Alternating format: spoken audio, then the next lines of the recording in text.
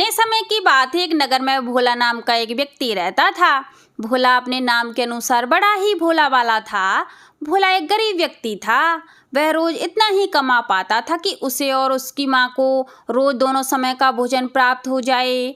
फिर एक दिन भोला की माँ ने भोला से कहा, बेटा भोला, घर का सारा राशन खत्म हो गया है।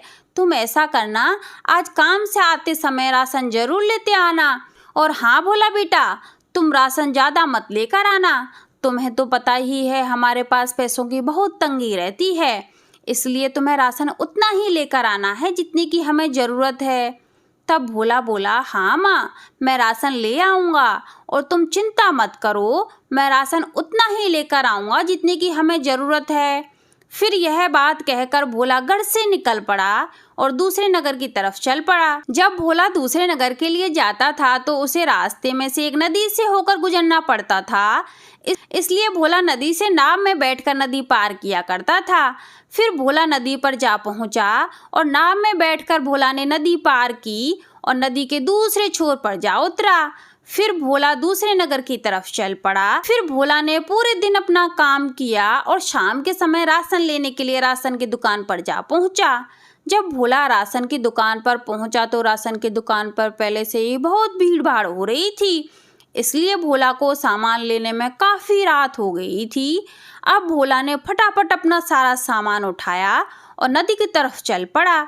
जब भोला नदी पर पहुंचा तो वहाँ कोई भी नाव नहीं थी, क्योंकि भोला को बहुत रात हो गई थी। अब भोला बड़ा ही चिंतित होने लगा कि आज मैं घर कैसे पहुंचूंगा और घर पर माँ भी बहुत परेशान हो रही होगी।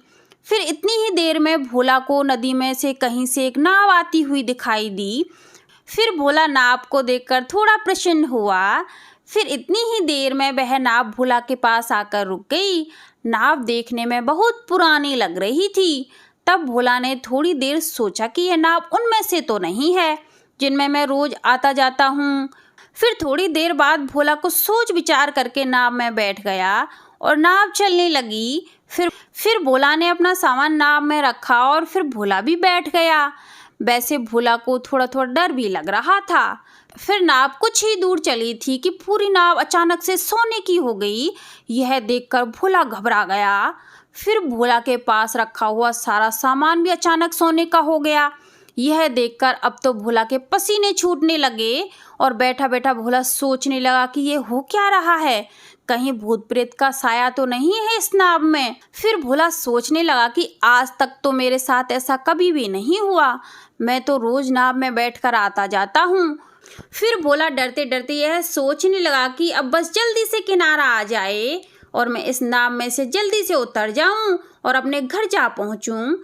फिर कुछ ही समय में भोला किनारे पर जा पहुंचा और जैसे ही नाव रुकी फटाफट से भोला ने अपना सामान उठाया और जल्दी से नाव से उतर गया। फिर भोला के देखते देखते ही नाव दोबारा से साधारण हो गई और तुरंत वहां से गायब हो गई। फिर भोला ने अपने सामान की तरफ देखा तो वह सामान अभी भी सोने का ही था। फिर भोला जल्दी से अपने घर की तरफ निकल पड़ा और जल्दी जल्दी चलने लगा, क्योंकि भोला अभी भी बहुत बुरी तरह डर रहा था। फिर थोड़ी देर में भोला अपने घर जा पहुंचा और घर पहुंचकर सारी बात भोला ने अपनी माँ को बता दी और वह सारा सामान भी भोला ने अपनी माँ को सौंप दिया। फिर माँ ने जब सारा सामान देखा तब माँ खुश होते हुए भोला से बोली, भोला बेटा, भगवान आज हम पर बहुत प्रसन्न हुए हैं, इसलिए ही तो भगवान ने आज हमें आशीर्वाद के रूप में यह सोना दिया है। अब तो भोला बहुत धनवान बन गया था। फिर भोला ने वह नाव वाली बात किसी को भी नहीं बताई, लेकिन भोला के दिमाग में आज भी वही बात घूम रही थी कि उस नाव ने मुझे इतना सारा सोना क्यों दिया। फिर कुछ सोच विचार करके एक दिन भोला अपनी माँ को बिना बताए ही रात्रि के समय उसी नदी के तट पर जा पहुँचा और खड़ा होकर उस नाव का इंतजार करने लगा और अपने मन में सोचने लगा कि आज वह अगर नाव मेरे पास आएगी तो उससे मैं मेरे मन की सारी बात कर लूँगा। जब भोला ने नाव आते हुए देखी तो भोला नाव के पास जा पहुँचा और नाव में जाकर बैठ गया। फिर नाव चलने लगी। अब भोला को फिर से डर लगने लगा।